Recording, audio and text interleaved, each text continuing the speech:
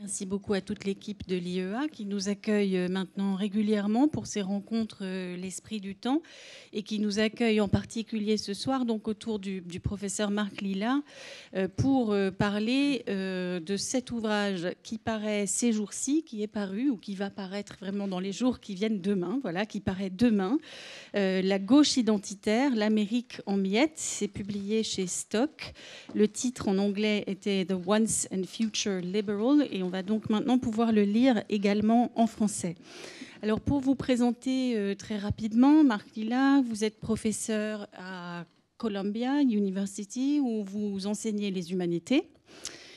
Vous avez écrit un certain nombre d'ouvrages qui ne sont pas tous parus en français, mais je mentionne quand même Le Dieu mort-né, The Stillborn God, où vous vous interrogez entre autres sur les relations entre religion et politique aux États-Unis. On y reviendra peut-être. Puis un ouvrage The Shipwrecked Mind, où vous vous arrêtez sur la pensée réactionnaire aujourd'hui, en fait, en revenant sur des figures de pensée, de penseurs réactionnaires, pour les mettre aussi en perspective de certaines questions politiques qui se posent actuellement. Et donc, plus récemment, The Once and Future Liberal, la gauche identitaire, l'Amérique en miettes. Vous avez aussi signé un grand nombre d'articles, et je le signale parce que ça fait toujours plaisir à une rédactrice en chef de revue. Donc vous avez beaucoup écrit, notamment dans la New York Review of Books. Et nous avons aussi eu le plaisir de vous publier dans Esprit. En l'occurrence, c'était des traductions de la New York Review of Books. Et je pense en particulier à 2 articles qui, je pense, ne sont pas sans lien avec ce dont on va parler ce soir. Donc un premier article qui datait de 1998, où vous expliquez que la révolution culturelle des années 60 est à comprendre avec la révolution des années Reagan, non pas séparément, mais qu'il faut les prendre ensemble, la révolution culturelle et la révolution néolibérale, pour dire en raccourci. Et puis un deuxième article paru chez nous, donc à la revue Esprit, en 2008, L'âge de la tyrannie, où vous réfléchissez en fait au passage qui s'est fait d'un moment où la menace était la menace totalitaire, et ça n'est plus le cas aujourd'hui. La menace totalitaire n'existe plus comme elle a pu exister dans les années 70, mais en revanche, on voit revenir la tyrannie sous plusieurs formes. Et je crois aussi que c'est à mettre en regard de la montée des populismes et de certaines menaces contre lesquelles vous souhaitez réarmer la gauche aujourd'hui. Et je crois que c'est aussi un des propos que vous tenez dans cet ouvrage. Alors, un grand merci d'être avec nous ce soir. Ce que je vous propose, c'est je vais vous poser des questions pendant à peu près une demi-heure, 3/4 d'heure, et puis ensuite, nous ouvrirons à des questions de la salle qui seront, j'en suis sûre, nombreuses. Alors, votre ouvrage, La gauche identitaire, l'Amérique en miettes, est né d'une réaction à l'élection de Donald Trump. C'est ce que vous expliquez dans l'introduction.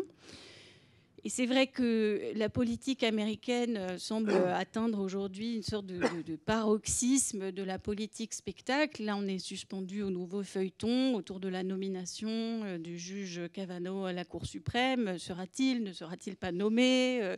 Donc c'est vrai que tout ça prend une tournure un peu délirante, vue d'ici. Et pourtant, vous dites, malgré ce spectacle permanent, il ne faut pas s'arrêter à Trump, parce que ce qui se joue vraiment aux États-Unis en ce moment, ça vient de plus loin, c'est plus grave, c'est plus profond. Et pour vous, il faut comprendre l'élection de Trump en 2016 comme le résultat des politiques conduites et par la droite réganienne, on va dire, pour aller plus vite, et par la gauche clintonienne. Donc, et la droite et la gauche auraient contribué à fragmenter la société américaine. C'est pour ça que vous parlez de miettes, l'Amérique en miettes, à la diviser. Et à la revue Esprit, nous avions fait un petit numéro avant les élections américaines qui s'intitulait « Les États désunis d'Amérique ». Donc cette désunion, pour vous, elle est à attribuer et à la gauche et à la droite. Et c'est ça qui a permis à Donald Trump de l'emporter. Est-ce que j'ai bien compris ? Oui, vous faites un résumé extraordinaire de mes œuvres. J'ai envie de prendre les notes pour enregistrer tout ça. Mais avant de répondre, je veux juste remercier et l'Esprit et l'Institut pour cette invitation. Et aussi pour faire un petit pub pour l'Institut. C'est un endroit extraordinaire pour réfléchir, pour écrire, pour discuter. Et je veux remercier aussi personnellement Gati Mildal, la première directrice de l'Institut dans ce lieu pour cette année. Oui, je parle dans le mot, dans la traduction de mon livre, est démission. Il y a eu une démission et à droite et à gauche de la politique, ou même le politique, je veux dire, aux États-Unis à cause de ces deux révolutions libertaires à gauche qui concernaient les identités, mais autre chose aussi, et à droite avec l'idéologie néolibérale. Dans le livre, en fait, je parle de tous les deux phénomènes, mais personne ne parle du chapitre sur les néolibéraux, et c'est un chapitre qui s'appelle Antipolitique. Et le chapitre sur la gauche s'appelle Pseudopolitique. Et c'est quoi le pseudopolitique? Bon, pour comprendre ce que c'est le pseudopolitique, il faut remonter. Aux années 80. Avec l'élection de Ronald Reagan, une époque très importante dans l'histoire américaine, je l'appelle l'époque Roosevelt, qui a duré des années 30 jusqu'aux années 80. Le principe central pour la gauche, et même par réflexion, même à droite, était la solidarité. Pendant ces 50 années-là, même la droite a dû répondre aux revendications pour solidarité aux États-Unis. Par exemple, le premier président qui a essayé de bâtir un système d'assurance médicale était Richard Nixon. Ce n'était pas un démocrate. Donc, dans chaque époque, il y a une idée qui gouverne. Avec l'élection de Ronald Reagan, on s'est passé du principe de solidarité au principe de libertarisme. Je veux pas dire liberté, mais un libertarisme économique. Donc, même Clinton a dû gouverner comme un président un peu néolibéral, parce que c'était ça l'ère du temps. Bon. Qu'est-ce qui s'est passé à gauche pendant les années Reagan? Au lieu de proposer une vision, une nouvelle vision de solidarité pour le présent, pour combattre contre le reaganisme, il y a eu un repli sur soi à gauche. Après les déceptions de la politique radicale à gauche, ça a commencé pendant les années 70,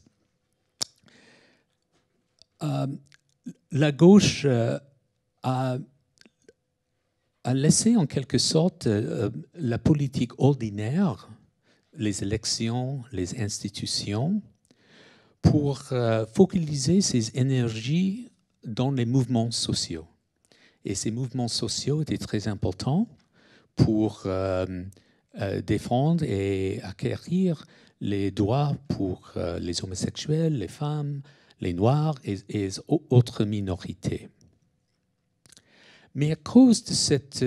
mais parce que cette énergie a été focalisée dans les mouvements, la gauche a perdu l'habitude de faire la politique institutionnelle et ordinaire. Elle a perdu contact avec sa base traditionnelle dans la classe ouvrière blanche. Donc, avec cette démission de la politique ordinaire, la politique institutionnelle, il y a eu, ça a donné à la droite champ libre pour faire ce qu'elle voulait. Et maintenant, pour mesurer l'importance de la droite aux États-Unis, il ne faut pas regarder les élections présidentielles, mais plutôt les élections dans les États. Nous avons un système fédéral. Et les républicains, très à droite, très radicaux, contrôlent 2/3 des gouverneurs aux États-Unis, gouverneurs des États, sont républicains radicaux, et 2/3 des législateurs aussi sont à droite. Et en fait, la droite radicale contrôle à peu près 26-27 de nos États complètement. C'est ça la base de la droite. Mais notre gauche, le Parti démocrate, a renoncé de faire la bataille dans les États où les gens n'étaient pas les gens qui sont servis par les mouvements sociaux. Ils ne voulaient pas parler avec les gens qui avaient besoin peut-être de l'aide sociale, mais qui étaient racistes ou considérés racistes avec nos normes contemporaines. Et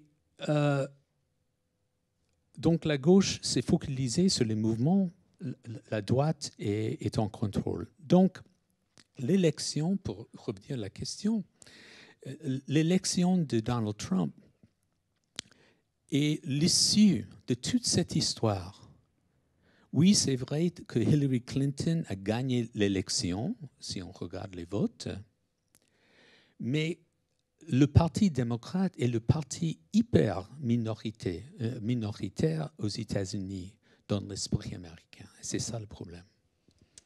Oui, et un problème aussi de répartition géographique qui fait que tous les démocrates sont dans les villes côtières, mais pas dans le cœur du pays. Et donc vous décrivez comment le cœur des États-Unis s'est droitisé en continu, comme ce que vous nous dites là. Et peut-être que... Alors on a toujours ces questions de vocabulaire qui sont difficiles, droite, gauche, libéral, progressiste, conservateur, quand on parle entre Français et Américains. Par droite, là, donc il faut vraiment entendre des gens qui sont complètement pour la dérégulation économique et qui finalement prônent une forme d'individualisme économique extrême. De telle sorte que quelqu'un comme Hillary Clinton, elle représente l'alliance presque entre l'individualisme économique et l'individualisme que vous appelez identitaire. Oui, c'est ça. Mais en fait, la droite, maintenant, les gens qui votent à droite sont beaucoup plus concernés par les questions sociales. Les questions sociales chez nous, c'est par... les salaires et tout comme ça, c'est plutôt l'avortement, les relations hommes-femmes, et ainsi de suite. Et moi, je crois que les gens qui votent à droite ont besoin et pourraient répondre à une vision plus juste au plan économique. Mais il n'y a personne là à droite pour former cette vision. Mais c'est vrai, Hillary Clinton était le candidat néolibéral. Elle était la candidate pour la liquidité, pour les gens qui sont confortables avec la liquidité économique et culturel. Mais il y a une grande partie de la nation qui veut la solidité dans la communauté, dans le système économique, et aussi solidité dans le domaine culturel. Et c'est cette population qui n'est pas servie ni par la droite ni par la gauche aujourd'hui. Qui pense par exemple à la famille, à la religion, aux institutions d'une façon générale. D'accord. Alors, ça, c'est comme ça qu'on en est arrivé là, en quelque sorte. Maintenant qu'on en est là, je crois qu'une partie de votre livre et qui se lit extrêmement bien et de façon très convaincante, et toute une partie où effectivement vous faites une critique assez mordante de certains des travers de la gauche américaine aujourd'hui. Donc sur cet arrière-plan où il faut savoir qu'il y a eu les années Reagan et que cet individualisme économique a défait toutes sortes de liens sociaux qui vous semblent très importants. Et toujours est-il qu'aujourd'hui, la gauche américaine, repliée notamment dans les campus universitaires, vous paraît complètement névrosée. Complètement névrosée, complètement déconnectée. Alors vous parlez d'une hystérie morale sur les questions de race et de genre. Et vous dites aussi que cette volonté de réformer les consciences ou de changer la façon dont les gens voient les questions de race et de genre est presque de nature, alors elle est de nature morale, mais presque de nature religieuse par moments, que c'est presque avec une ferveur religieuse que cette gauche traite des questions de race et de genre. Alors, est-ce que vous pouvez nous en dire un peu plus sur cette gauche des campus ? Ah oui. Oui, en fait, après le résultat de ce repli sur soi de la gauche était que la gauche américaine a pris Hollywood, les universités et en général les médias. Et la droite a pris Washington. Donc, la révolution culturelle à gauche a réussi et la révolution politique à droite a aussi réussi. Le problème est qu'avec le pouvoir politique, la droite peut gommer, pour ainsi dire, gommer tous les acquis sociaux que la gauche a gagné. Donc, c'est toujours le pouvoir institutionnel qui peut contrôler ce qui se passe au niveau social, même au social. Mais dans les campus, cette révolution culturelle était au début une bonne chose pour notre société. Nos enfants sont beaucoup plus tolérants, plus ouverts, plus curieux envers les autres. Les autres, je veux dire, les minorités, ils n'ont pas de curiosité sur les gens de Mississippi ou de Iowa. Donc, notre société beaucoup plus, donne plus de dignité aux minorités et aux femmes aujourd'hui. Et c'est une très bonne chose. Mais dans l'université, ça a devenu, pour les profs de gauche, le but principal de l'université, de changer notre culture.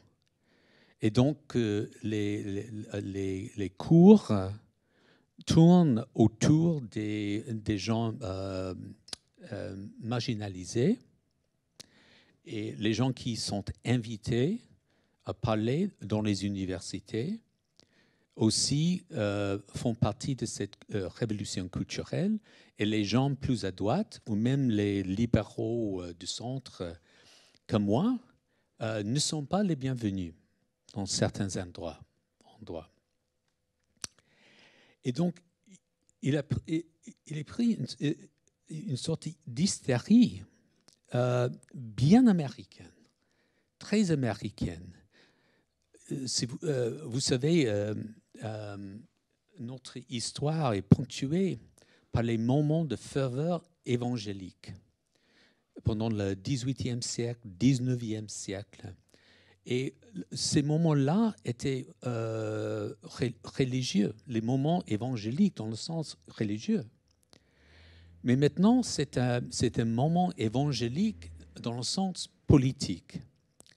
Il ne faut pas seulement changer les lois, même les mœurs, il faut contrôler qui parle de quel sujet, quels mots sont utilisés et comment on déborde les sujets. Donc, c'est plus difficile de parler ouvertement dans les universités sur certains sujets.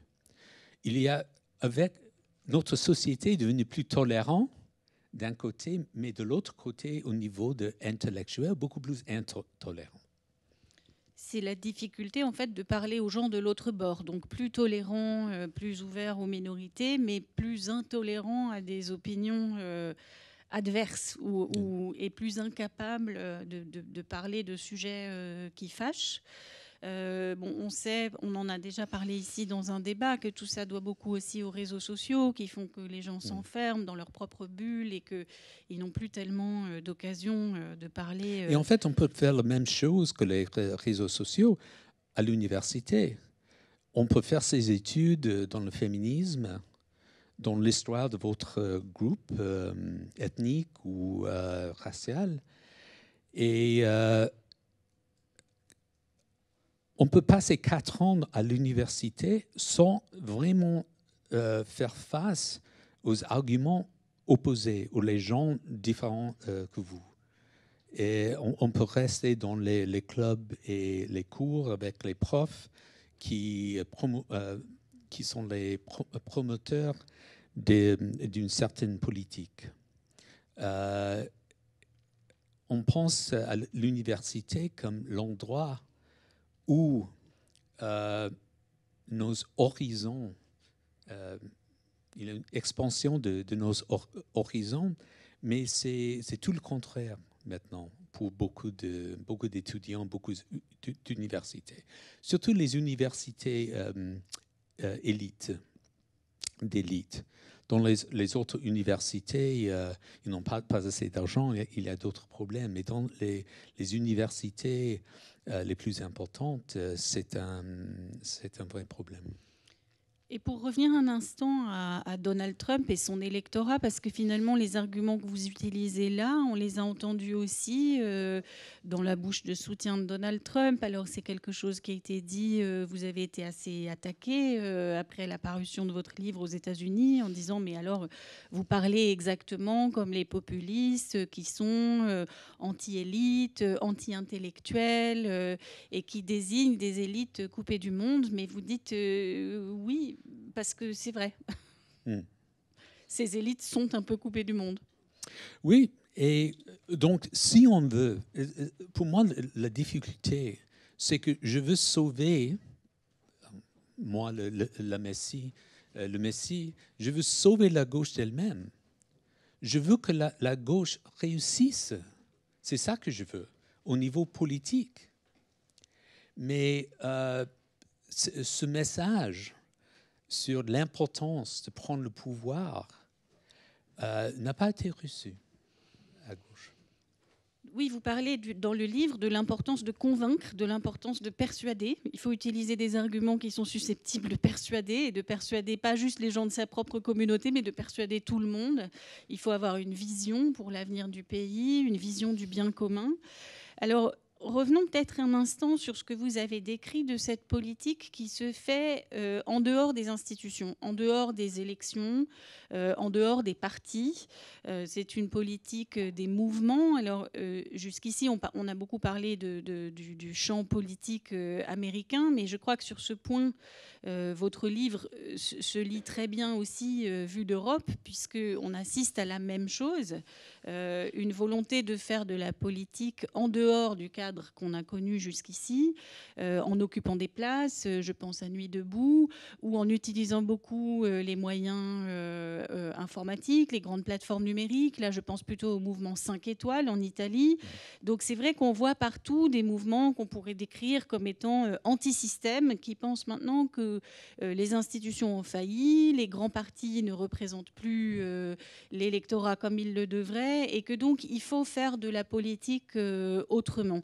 Ça vous paraît une logique contre-productive jusqu'à un certain point, mais je me demandais, moi, est-ce que vous avez l'impression qu'on peut encore revenir en arrière, tant cette tendance à faire de la politique en dehors des partis, en dehors des élections, a l'air maintenant de se répandre un peu partout? Oui, oui.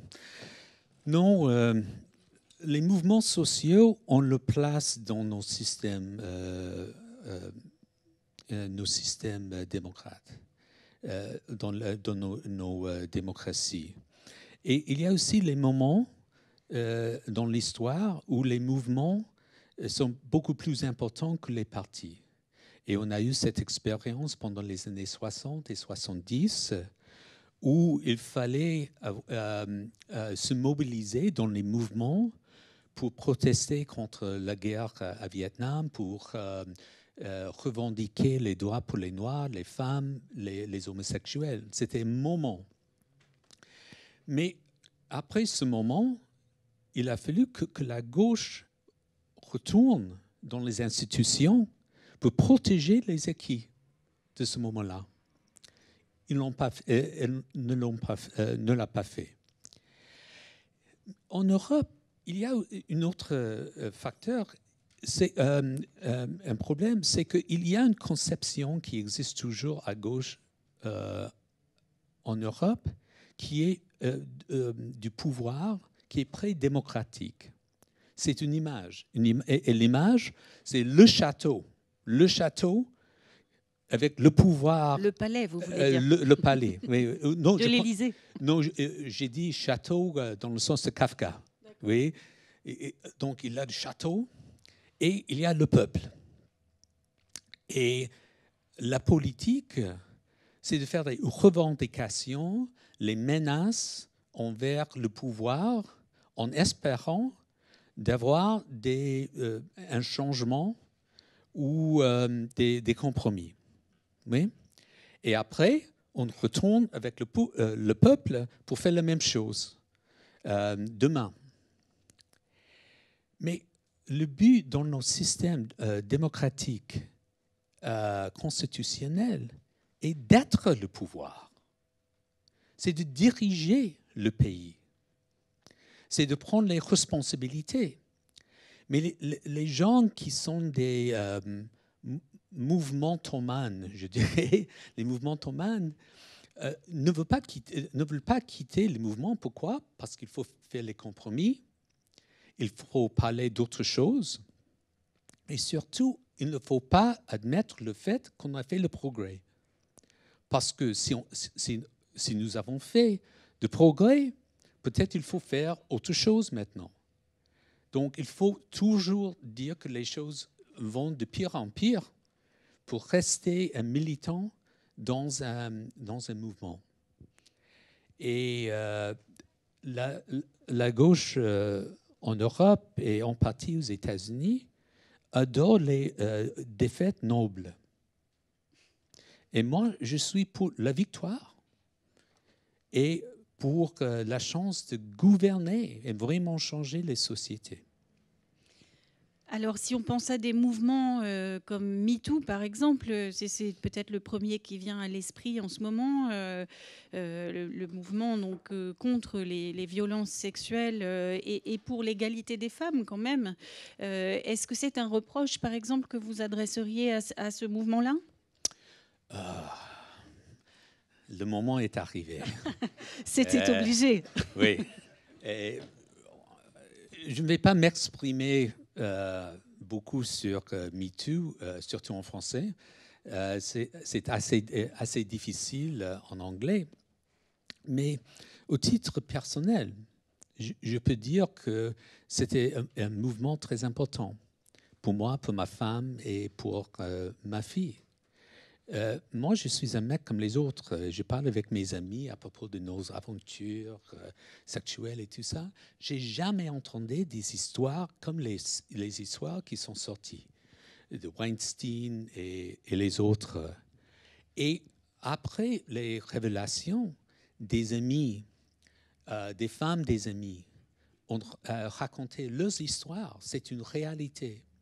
Donc, c'est un moment ça doit être un moment pour les hommes de reconnaître qu'il y a eu cette histoire secrète. Et il faut, et maintenant que les femmes jouent un rôle beaucoup plus important dans nos institutions, il faut changer les mœurs et essayer de travailler ensemble, par exemple, sans la pression et sans les malentendus. Bon.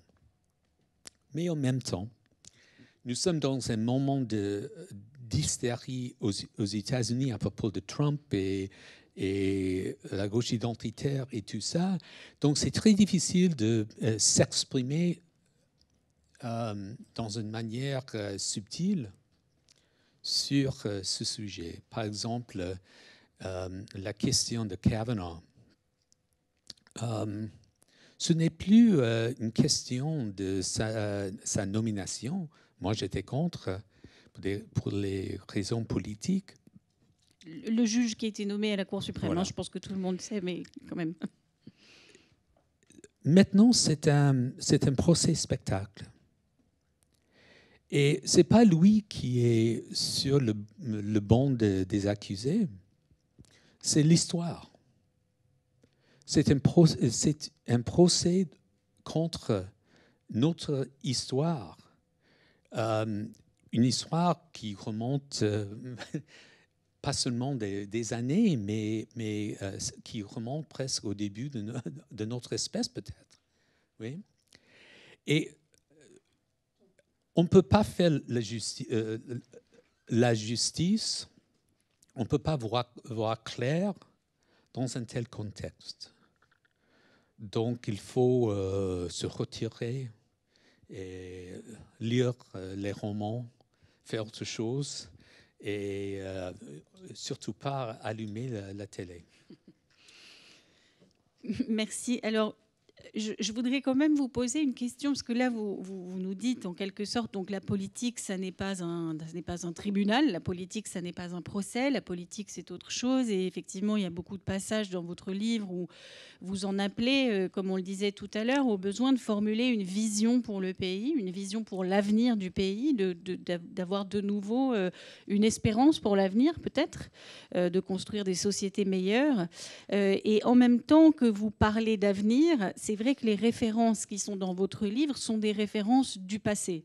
Alors, vous avez parlé tout à l'heure de l'ère Roosevelt et du New Deal, qui paraît effectivement aujourd'hui comme une inspiration. Beaucoup de gens auraient souhaité que Barack Obama soit un nouveau Franklin Roosevelt, mais finalement, il a été autre chose. Vous parlez beaucoup du mouvement des droits civiques aussi. Et qui me semble être une source d'inspiration importante, parce que vous voyez dans ce mouvement des gens qui défendaient les droits des minorités, mais d'une façon réaliste et d'une façon qui englobait la nation dans son ensemble. Est-ce qu'il n'y a pas dans votre réflexion quand même une grande part de nostalgie d'une Amérique qui a disparu et l'Amérique des petites villes, l'Amérique des familles, l'Amérique des traditions est-ce que vous n'êtes pas très conservateur finalement? Est-ce que vous croyez encore à un progrès, que les choses pourraient être mieux demain qu'elles n'étaient hier? Donc, il y a deux questions là. Mais à la première question... non, je ne suis pas, je crois, nostalgique dans le sens que je ne veux pas revenir en arrière, qui n'est jamais possible.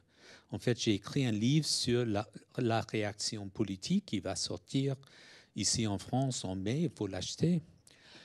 Et non, je pense à l'avenir, mais on peut toujours apprendre du passé et voir que, par exemple, qu'on peut avoir une gauche républicaine Le mot républicain n'existe pas aux États-Unis pour les raisons évidentes. Mais le républicanisme de gauche. Mais il faut accepter, pas seulement accepter, mais même célébrer que nous sommes dans un autre monde. Donc il faut adapter les idées et mettre l'accent sur les problèmes actuels et aussi répondre aux passions des groupes qui les groupes des minorités, les femmes, etc. Donc, nous avons besoin d'un républicanisme de gauche 2.0. Et au début, je veux convaincre les gens de gauche que pour défendre les acquis, il faut avoir le pouvoir. Par exemple, maintenant, qu'est-ce qui se passe maintenant aux États-Unis? Je parle surtout au niveau des États. Il y a 2 mois, l'État d'Iowa, la législature a voté pour baisser la période pendant laquelle on peut s'avorter à 6 semaines. Ça veut dire avant que les femmes, normalement, savent qu'elles sont enceintes. Pour protéger l'avortement en Iowa, il faut gagner les élections en Iowa. C'est un État qui est 85% blanc et très religieux. Dans le sud des États-Unis, dans les États du Sud, le Parti républicain a fait les efforts pour que les Noirs ne peuvent voter dans les élections d'une manière assez subtile et pas toujours subtile. Ils contrôlent par exemple les horaires pendant lesquels on peut voter. Il y a le gerrymandering, on refait les circonscriptions dans les États pour diminuer le vote des Noirs. On ne peut pas changer ça au niveau fédéral. C'est une question des États. Donc, il faut gagner les élections à Mississippi, où les gens sont hyper religieux et un peu racistes aussi. C'est ça la politique démocratique. C'est toujours difficile. Vous avez parlé de républicanisme. Alors, je vais user encore de mon privilège pour vous poser une dernière question. Vous connaissez très bien la France et j'ai oublié dans mon introduction de vous remercier de vous exprimer en français ce soir et dans cet excellent français. Vous connaissez la France donc pour y avoir vécu, pour avoir étudié son histoire, pour avoir étudié sa culture. Alors, quand vous en appelez à une version plus républicaine de la politique, c'est vrai que pour des Français, on accepte cette idée assez spontanément, parce que c'est vrai que spontanément, on serait plutôt républicain. Et vous demandez aussi à ce qu'on conçoive les liens de citoyenneté comme des liens premiers, c'est-à-dire avant de savoir à quel groupe ethnique ou à quel genre on appartient, on est avant tout des citoyens, donc des citoyens des États-Unis ou des citoyens français. Donc finalement, en proposant ça, il me semble que vous proposez d'avoir recours à une autre identité, une autre dimension de l'identité, qui serait l'identité nationale. Alors en France, on a eu beaucoup de débats que vous connaissez, puisque vous connaissez bien la France, depuis au moins une quinzaine d'années sur cette question de l'identité nationale, qui arrive effectivement au premier, mais qui, à force, et peut-être surtout aujourd'hui avec tous les débats sur les questions de migration, me semble, moi, être une identité un peu d'exclusion. L'identité nationale, c'est quand même un peu nous contre eux. C'est quand même une façon de désigner les gens qui, en France, encore une fois, n'appartiennent pas, ne peuvent pas être citoyens avec nous. Donc, est-ce que ce que vous voyez de la France ne fonctionne pas pour vous un peu comme un vaccin quand vous appelez les Américains à plus d'identité nationale? Non, je parle plutôt de l'identité civique. C'est pour ça que je parle de citoyenneté et pas de la nation. Je crois qu'il faut faire une distinction entre identité, le nom, et le verbe s'identifier. Donc, par exemple, quand je suis en France, je suis une fanat du PSG dans le foot. Mais cette identification, je m'identifie avec PSG, ça ne fait pas partie de mon identité personnelle. C'est juste les crânes rasés. Pour les crânes rasés, les fans, ça fait partie de leur identité. On parle maintenant de l'identité comme un moi intérieur, le moi du moi.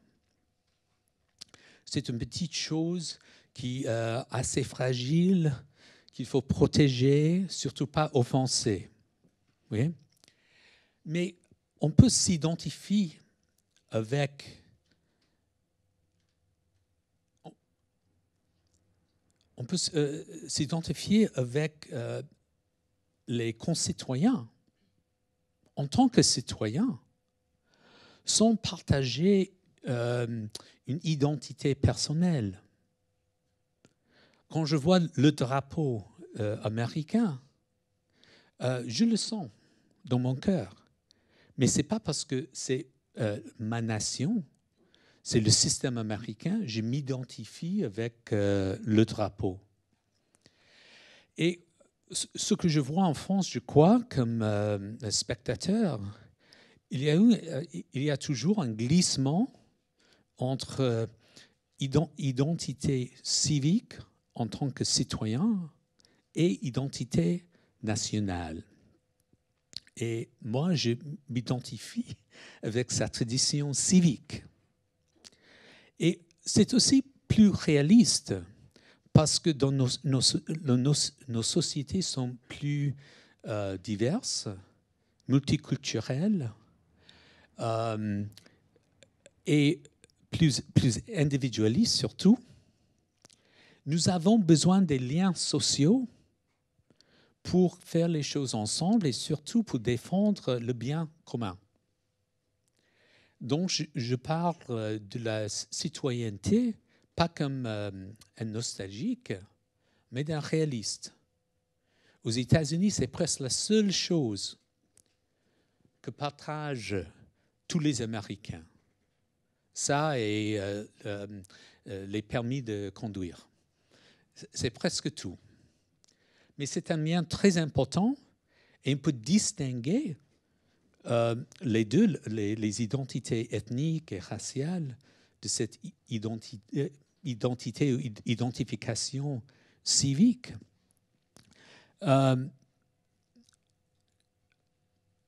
Sans devoir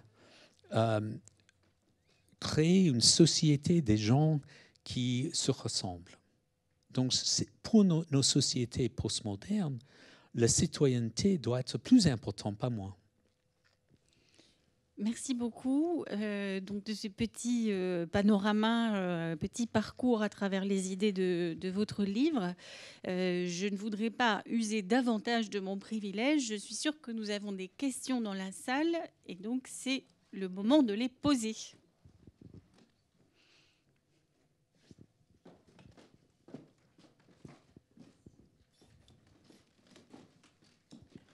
Merci pour la bonne conversation. J'ai eu du mal à reconnaître dans votre discours, professeur, ce que c'est que la gauche américaine. La gauche n'existe pas aux États-Unis comme il est en France. Je me demandais, est-ce qu'il parle de la Democratic Party? Et je ne reconnais pas dans votre discours ça non plus.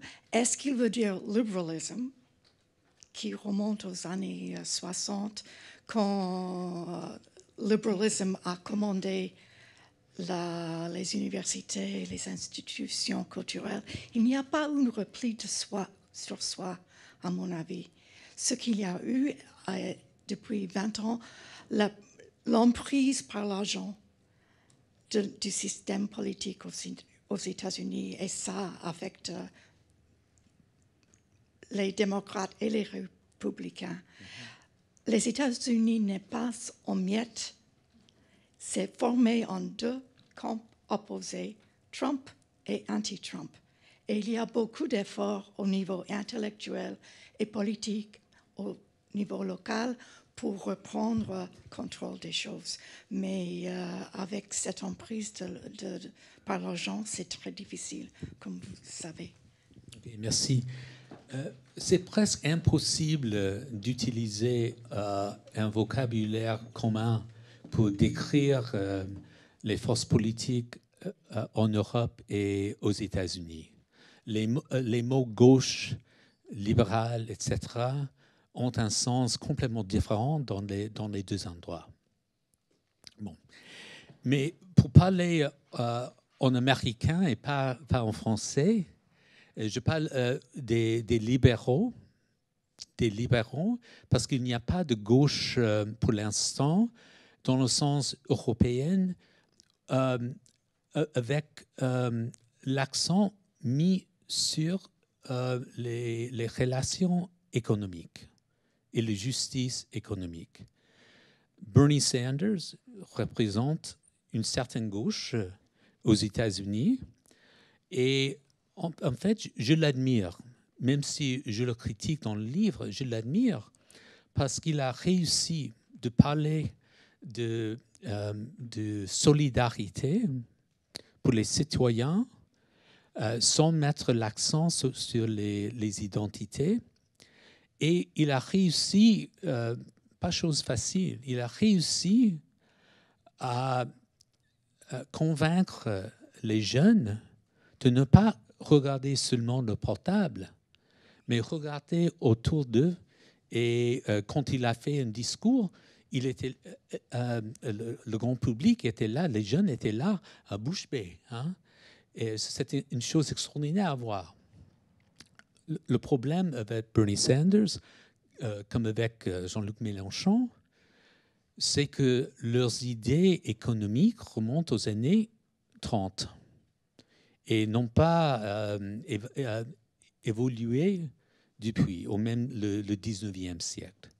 Donc, il faut une gauche, une vraie gauche aux États-Unis, mais avec les idées qui s'appliquent à notre situation économique actuelle, qui reconnaît le fait que nous avons une économie globale et ça ne va pas changer. On peut essayer de le contrôler, mais ça existera pour toujours.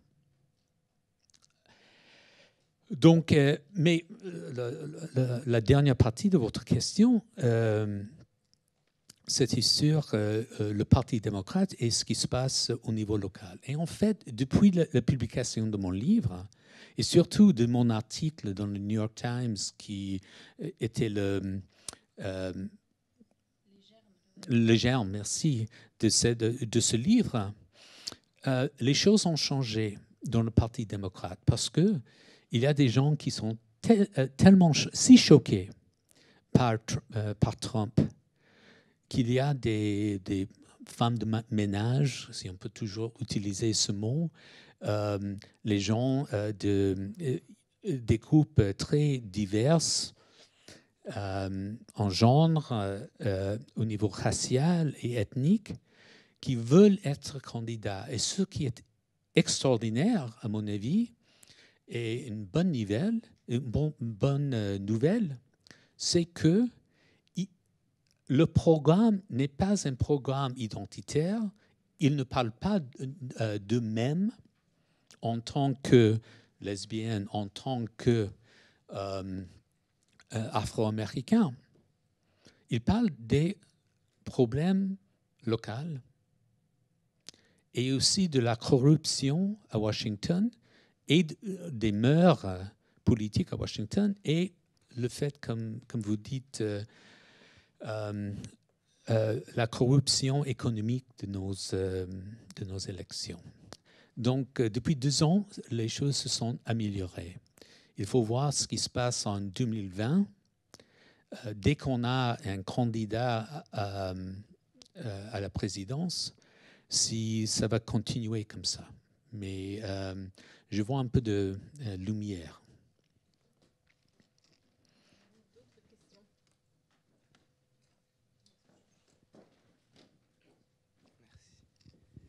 Oui,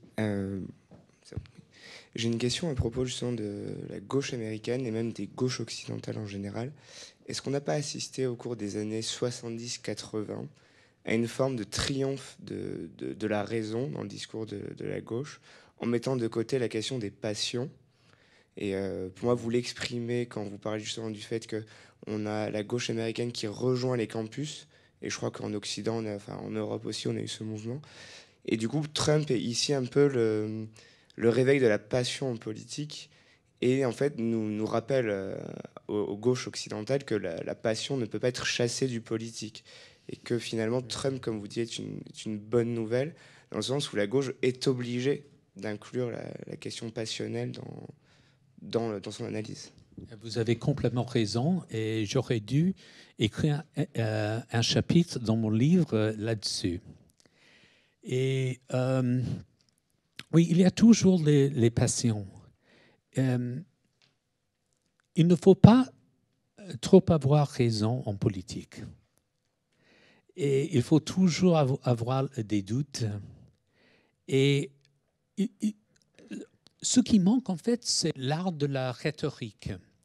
Parce que c'est la rhétorique qui fait le lien entre les idées et les passions. Et c'est la rhétorique qui peut calmer les passions, les canaliser, les utiliser pour les buts nobles en politique. Donc, nous avons une situation, vous avez complètement raison, aux États-Unis, avec une gauche qui veut faire la morale à tout le monde. Au lieu d'écouter, d'aller plus lentement, de poser les positions et les phrases un peu différemment. Donc, il nous faut, en fait, et je l'ai dit dans des autres entretiens, une rhétorique, une rhétorique républicaine aux États-Unis qui peut focaliser les patients sur le bien commun et sur notre projet démocratique. Non, vous avez fait un point très important.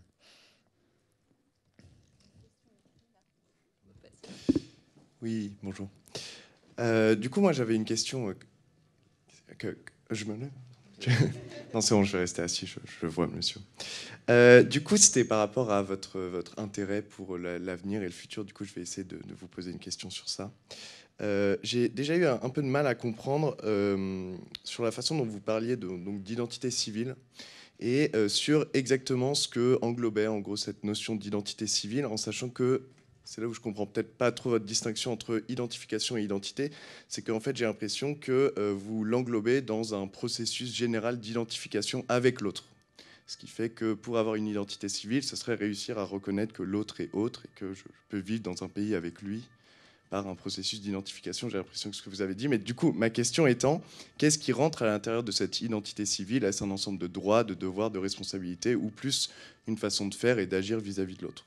C'est ma première question. Et du coup, ma deuxième question qui va complètement avec, c'est comment réussir à faire, en gros, intérioriser cette nouvelle identité civique au peuple américain, et particulièrement, du coup, à une société que j'ai l'impression que vous décrivez comme étant un peu fragmentée, déjà par des identités assez hermétiques l'une envers l'autre. Je n'ai pas de programme. Je voulais juste entamer une discussion à la fin de mon livre, parce que même le sujet n'existe pas chez nous.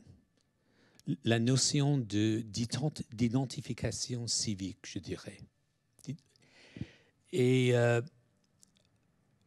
donc, je voulais juste commencer à pousser mes lecteurs à penser eux-mêmes de comment on pourrait on pourrait organiser nos pensées, nos passions, nos convictions dans des termes civiques.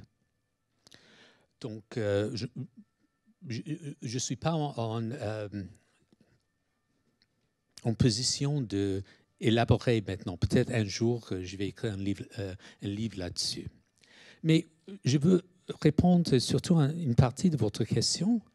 Vous avez dit, si j'ai bien compris, qu'il faut reconnaître l'altérité. Oui ou non? Oui, oui, OK. Non, mais ce que je propose, c'est que même si je peux reconnaître au niveau de la société l'altérité de l'autre, il faut toujours avoir un lien politique où il n'y a pas de différence entre nous. Vous êtes citoyen, moi je suis citoyen. Et je n'ai pas besoin de plus d'informations sur vous. Si vous avez un problème avec la police, si vous avez un problème de santé, le fait que vous soyez citoyen est assez pour moi, pour savoir qu'il faut que nous agissons ensemble pour vous aider. Je veux faire renaître le mot « we », « nous », en anglais, parce que la façon de prononcer « we » aux États-Unis, c'est comme ça, « we ». Comme s'il n'y a pas de « we », il n'y a pas de « nous », vraiment. Parce que nous avons nos identités, l'intersectionnalité, en fait, tous les gens sont différents, etc., etc. Mais pour agir politiquement, il faut un « nous ». Un « nous » qui implique les droits et qui implique les devoirs surtout. Donc, j'aimerais peut-être un jour, j'écrirai un livre avec mon nouveau ami ici sur un nouveau vocabulaire, une nouvelle rhétorique républicaine. Je ne sais pas, mais c'est un projet pour le futur, pour l'avenir.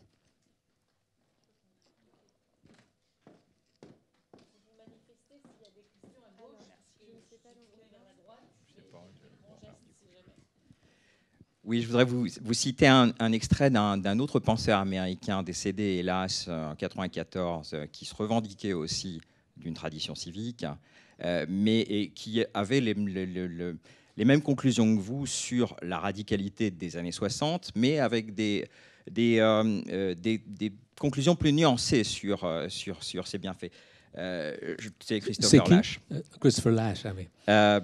Voilà ce qu'il disait. La méfiance de la part de la nouvelle gauche à l'égard d'une organisation sociale à grande échelle, son rejet du centralisme démocratique, sa défiance envers le leadership et la discipline de parti, sa foi dans les petits groupes, sa condamnation du pouvoir et des power trips, de la discipline de travail et de l'activité tournée vers un but en général, sa condamnation de la pensée linéaire, autant d'attitudes, source de tant d'éléments féconds dans la nouvelle gauche, et d'éléments futiles et contre-productifs qui procédaient de l'affirmation centrale selon laquelle notre politique commencera par les sentiments.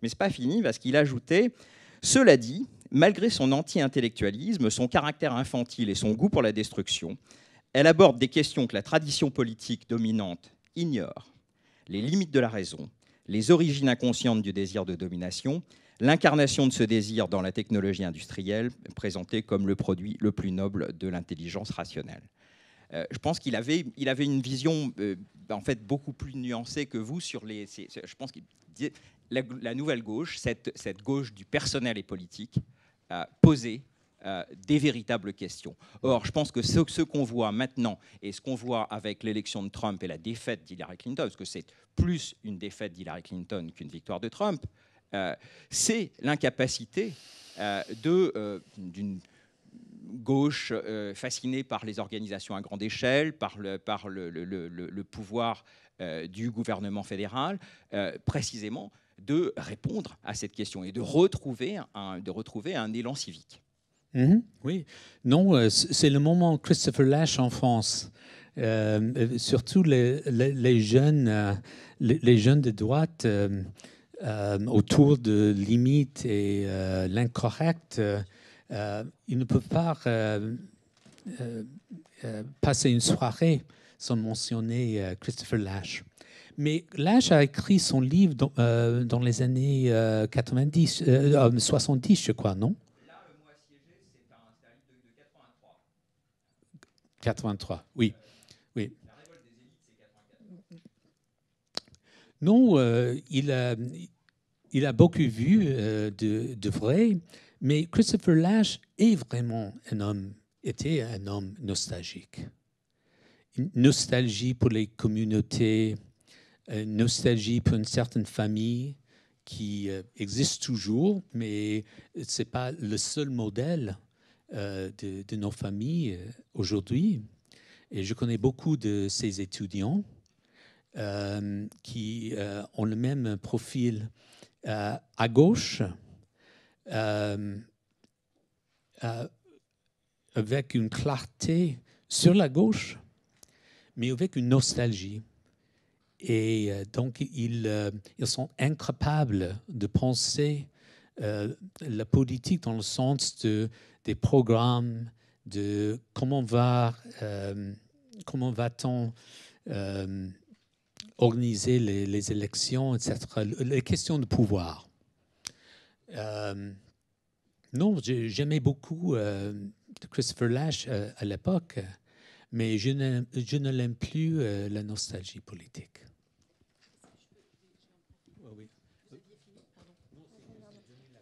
Oui. Alors, dans un instant, moi, je voulais juste en profiter peut-être pour prolonger cette question, pour vous demander justement vers quels penseurs ou quelles seraient les références pour vous dans la pensée politique. Où est-ce qu'on peut, aujourd'hui, au plan théorique, un peu aller chercher des ressources pour reconstruire la gauche? Je peux vous donner le catéchisme républicain ici en France. Vous connaissez tous les auteurs. Aux États-Unis, il n'y en a pas beaucoup. Mais chez nous, je ferais la suggestion de relire les progressistes au début du XXe siècle. Donc Woodrow Wilson, Theodore Roosevelt, surtout Roosevelt, Herbert Croly. Il y avait des progressistes au début du XXe siècle qui voulaient réformer le gouvernement, qui voulaient protéger les gens contre la pauvreté et voulaient en même temps avoir un sens une passion pour le projet américain, le projet politique américain. Et donc, j'ai lu pour la première fois, je dois le dire, les discours de Teddy Roosevelt l'année dernière, avec une actualité extraordinaire. On peut être en même temps républicain et à gauche, mais progressiste, je dirais, avec une vision d'une nation qui se réunit pour un grand projet politique. Mais en ce moment, je ne peux pas penser à personne. Oui, vous avez parlé de façon tout à fait intéressante de rhétorique, de l'importance de la rhétorique, de l'importance de capacité d'écoute de l'autre camp politique. Et vous avez mis l'accent sur la nécessité de penser le bien commun. Mais quelles sont les prémices de cette réflexion nouvelle qu'on doit faire sur le bien commun dans la société américaine? Et est-ce que l'une des prémices fondamentales, à une époque de brutalisation du discours politique, bien incarné par Trump, mais d'autres aussi, à une époque où on manie d'abord l'insulte plutôt que la recherche d'un consensus, est-ce que l'un des prémices, ce ne serait pas la civilité? C'est une des choses qui manque aujourd'hui à la politique américaine. Et on le voit avec les débats de Kavanaugh. Il y a des façons brutales de parler de harcèlement sexuel et des façons plus modérées d'aborder le sujet. Et si on n'a pas comme prérequis, dans le fond, une civilité, une rhétorique de la civilité qui fait qu'il y aura un dialogue, on va écouter l'autre et donc progresser pour penser du bien commun, on n'aboutira à rien. Or, les nouveaux médias d'aujourd'hui aux États-Unis n'encouragent pas cette civilité, renforcent plutôt la brutalisation du discours politique qui est tellement frappante avec l'élection de Trump. Oui, c'est un moment très révélateur sur le caractère de mon pays. Un de ces jours, je vais écrire un livre sur l'Américain qui s'appellera le brut sentimental. C'est un pays à la fois très brutal et à la fois très sentimental. Et dans les hearings pour le juge Kavanaugh, on voit tous les deux. On voit la sentimentalité des femmes avec leurs histoires vraies et de l'autre côté, la brutalité des hommes qui sont là. Et il nous manque la civilité, mais comme historien des États-Unis, vous savez que la civilité n'était jamais notre fort. Si on pense au 19e siècle, les débats, même les gens qui ont frappé la tête de leurs adversaires au Congrès, c'était un moment extraordinaire. Mais c'est vrai que ça nous manque. Je ne vois pas vraiment le lien entre la civilité et le bien commun. Peut-être que vous pourriez m'expliquer ça. Mais sur le plan du bien commun, il faut commencer avec les faits. Il y a un bien commun. Ce n'est pas un idéal, ça existe. Par exemple, nous avons un bien commun de défendre les États-Unis et les intérêts des États-Unis. C'est un bien commun. Et la grande réussite d'Obama est qu'il a mis en place un système d'assurance de santé avec un discours sur le bien commun. Parce qu'en fait, tout le monde, presque tout le monde aux États-Unis peut raconter des histoires terribles à propos de l'assurance, les hôpitaux, etc. Donc, il faut commencer avec la réalité. Il y a, je parle un peu comme Rousseau maintenant, il y a un bien commun, mais il faut le découvrir. Et j'ai un peu l'impression que, surtout parce que le système Obamacare aux États-Unis est très populaire maintenant. On ne va pas marcher en arrière, et c'est très bien.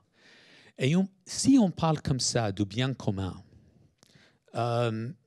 j'ai l'impression qu'on pourrait gagner en politique, mais voilà.